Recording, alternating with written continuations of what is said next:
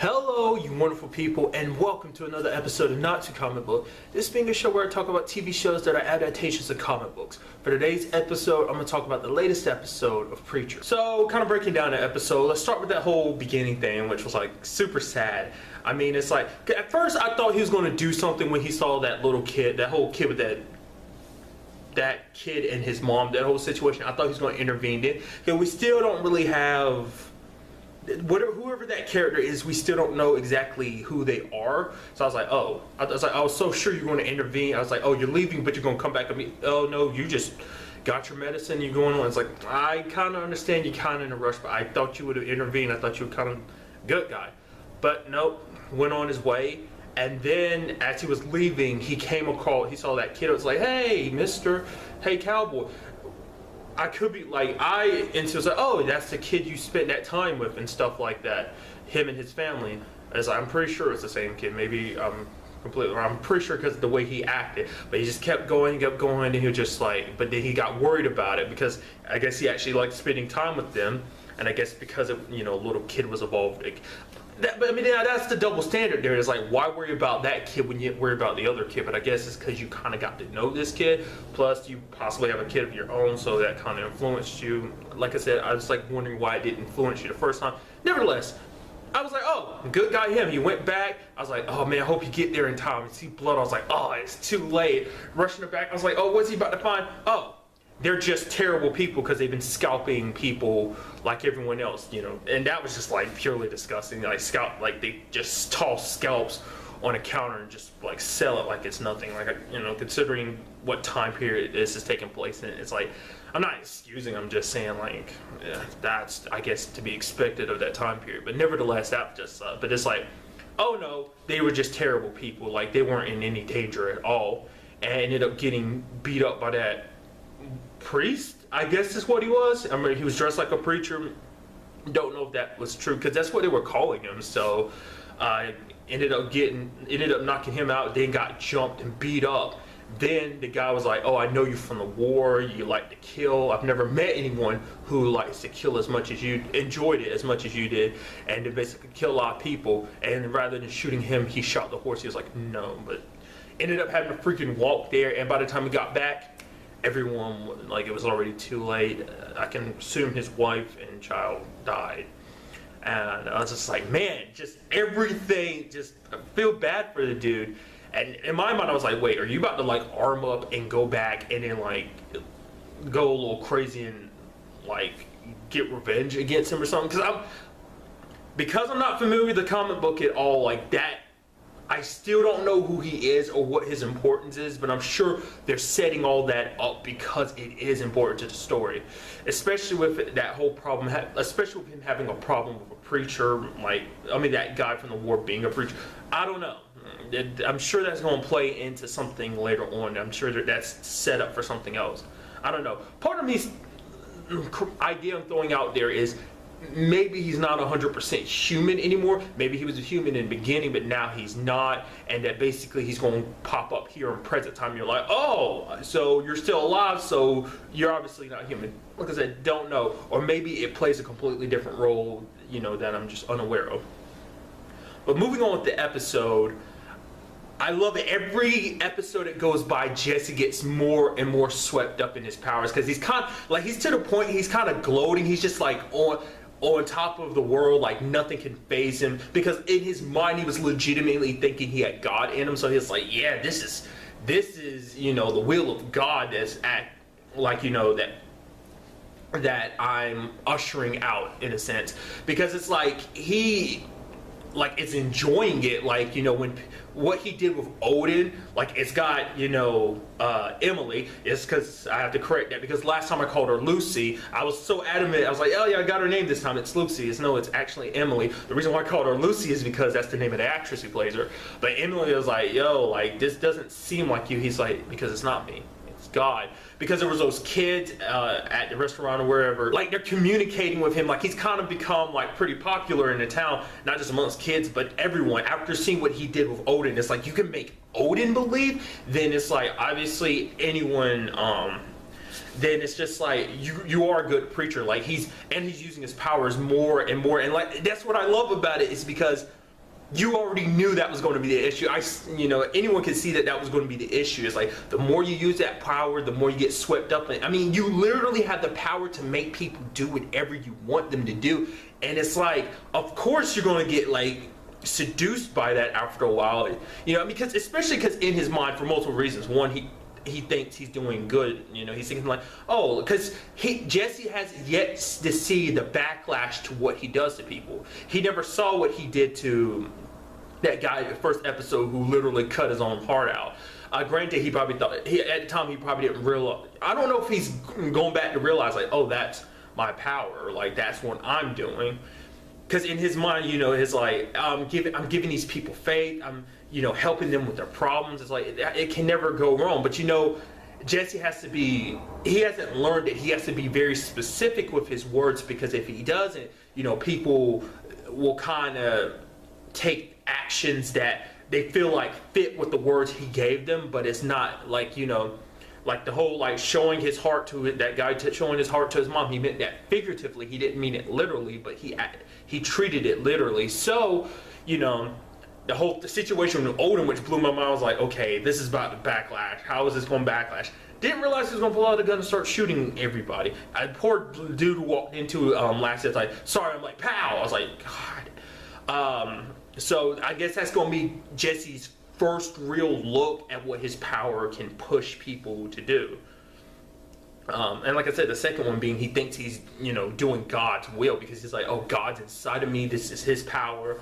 And I'm just, using it to its fullest. But like I said, he's using it more and more and more. He even got that lady to Tracy's mom to forgive Eugene, which we found out like the reason why Tracy's in the state that she's in is because of Eugene. And I was so sad about this. So, like, that was sad. Like, when him, like, basically his dad was looking for the lunatic, and at first I was like, what lunatic? Is that just him being crazy, stressing out? And then I was like, oh, right. I was like, forgot, like, the government guys gave him that whole BS story about there being a lunatic on the loose, and that they're there to catch him. I was like, oh, dude, I completely forgot about that.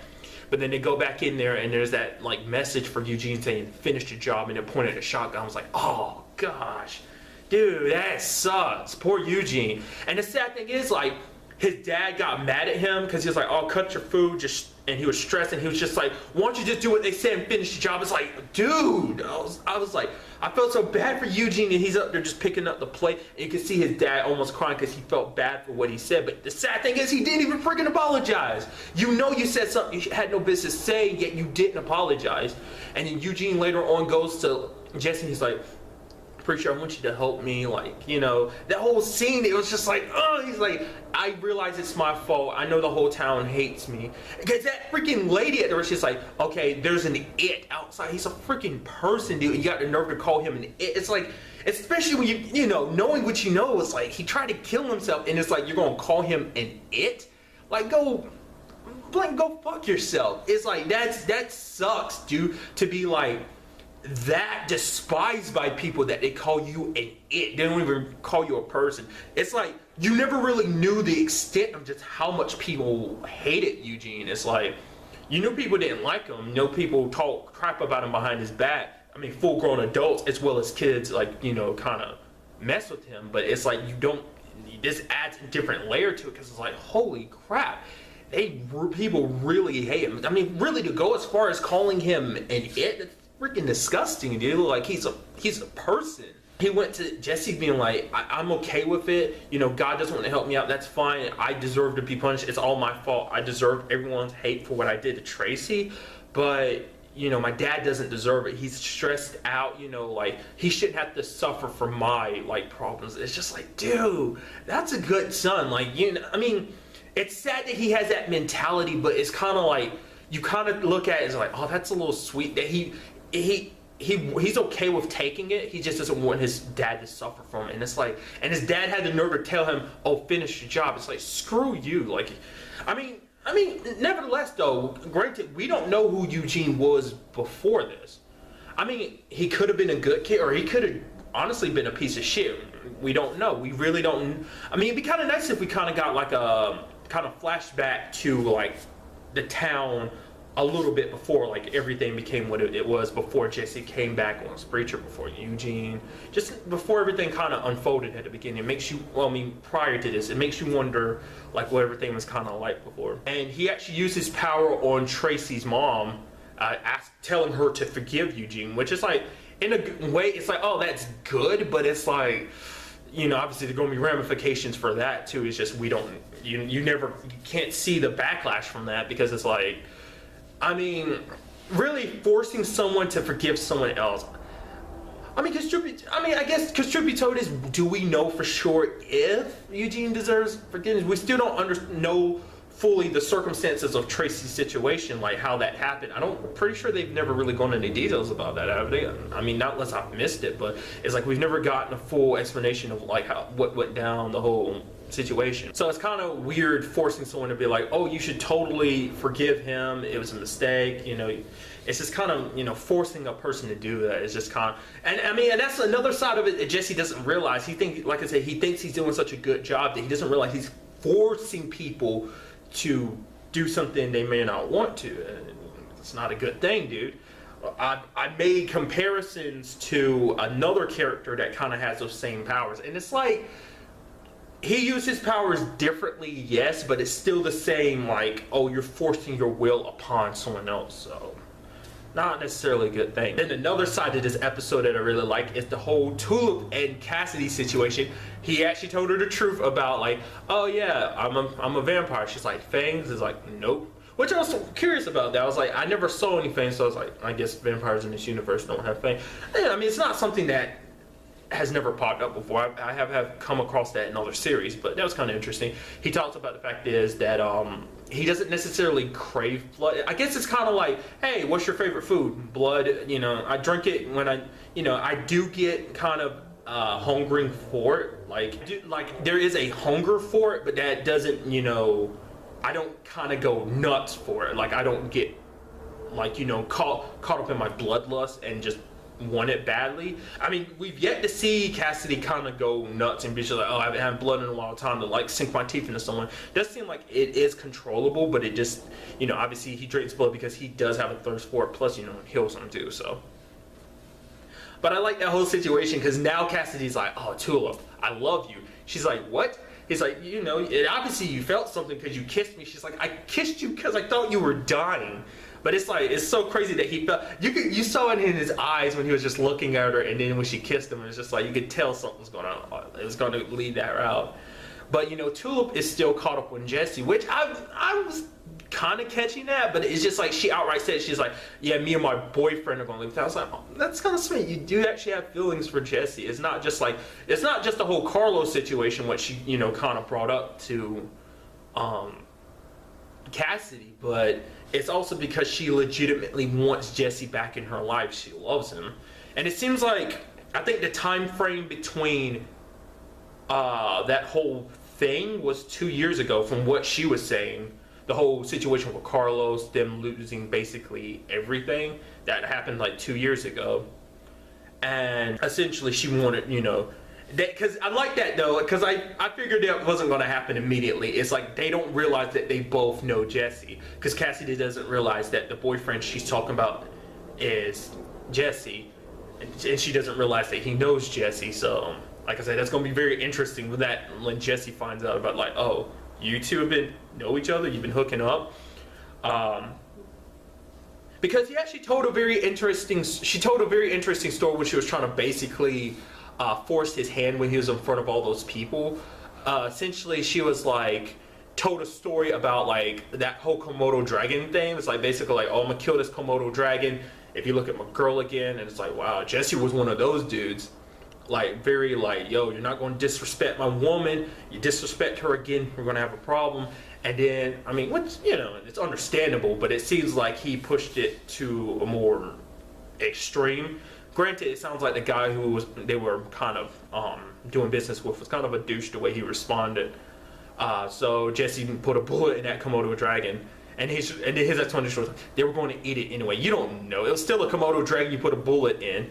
And then Jesse kind of spun it. He was like, yeah, but I've changed. If I can change, so can you, Tulip. And Tulip's just, I guess it finally sunk in. She's just like, I'm tired. You're not even the same Jesse. You're not the same man I loved, you know. I know, because I want that Jesse back. I don't want this imposter in front of me. Because sooner or later, the real you is going to come back to the surface. And so she hooks up with Cassidy, but you can obviously tell she's like, oh yeah, because we're in love. She's just so, I guess, she's heartbroken. She just wants, I guess, to feel anything just because, you know, it's just like, she can't be with the person she wants to, so she's kind of settling for, Cassidy.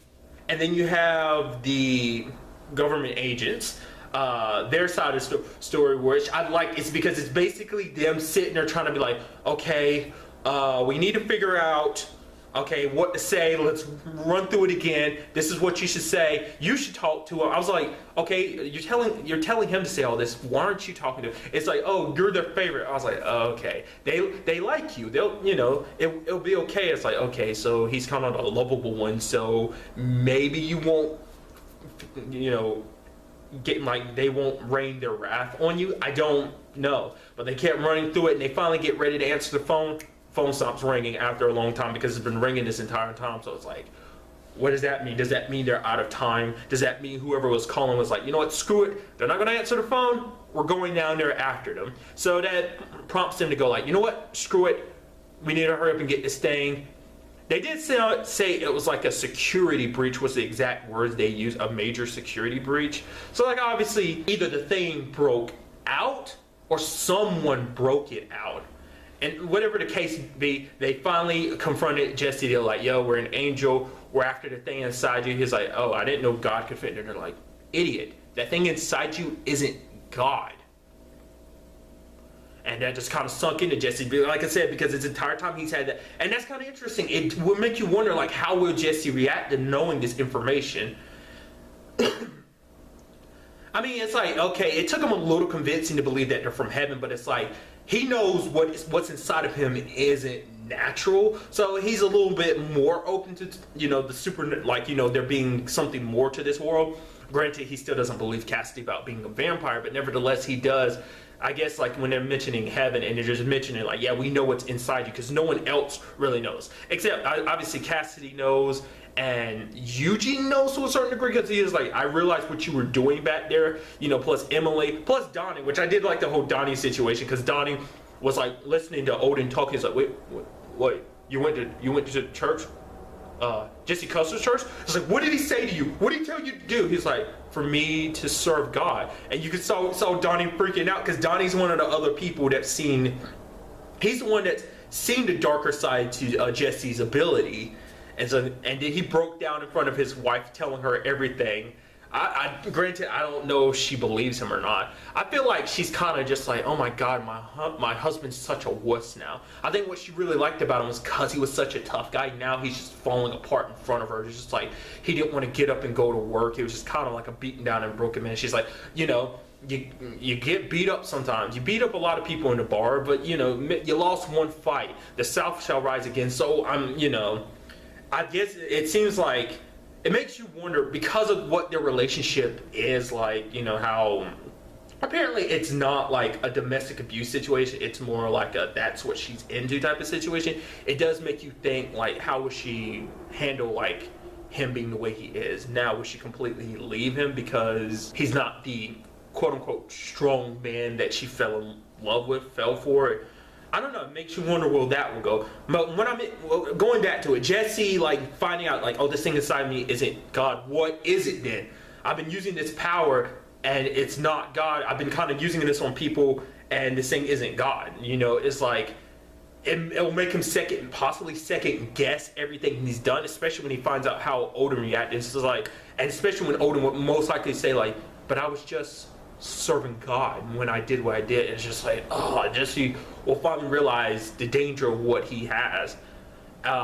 Maybe, I don't know, because it makes you wonder, will he be willing to give up this power? I mean, it's very seductive, having the power to literally make anyone do whatever you say. It's kind of hard to give that up, no matter what, you know, his intentions are. Is, you know, it started, you know, with any power, it's kind of going back to, you know, the Spider-Man line, great power, great responsibility. It's like, you know, it's easy to get swept up in your power. It's like you can start off with the best of intentions and just end up being a monster. And I don't know. I think, like, I don't know anything about this series, but I get the feeling that's where Jesse ends up later on in the series, kind of being a monster. Maybe like he's not. Maybe I'm completely wrong. I'm really interested to see how this world around him develops, you know, these people around him. Because it's not even just Jesse that I care about, it's just everyone in this, like, town. Like, I'm curious, like, where's Eugene's story going to take him, where Tulip's going to go, especially now this whole Cassidy situation. But the question is, will Jesse be willing to give this thing up now that he knows that it's not God that's in him, that it's something else? Considering I have a slight idea of what this thing is inside of him, I don't know. Being what it is, I mean, granted, I don't know if they're translating that over to the TV show. I mean, obviously they said that the show is going to be as accurate to the comic book as possible. Obviously, some things are changed, but it's like makes you wonder what that thing inside of him is. Is that going to be changed as well? Makes you wonder its backstory too. Like, why was it locked up? You know, why is it, you know, why it did what it did, and, you know, passing through all those different preachers, and why specifically preachers? Maybe it needed someone specifically who followed the word of God. I don't know. So many questions, you know, getting some answers here and there. So I really like the episode. Can't wait to see more. But that's really all I want to talk about in this episode. Till the next time we meet, be happy, be safe, live life to the fullest, and enjoy it. Good day and goodbye.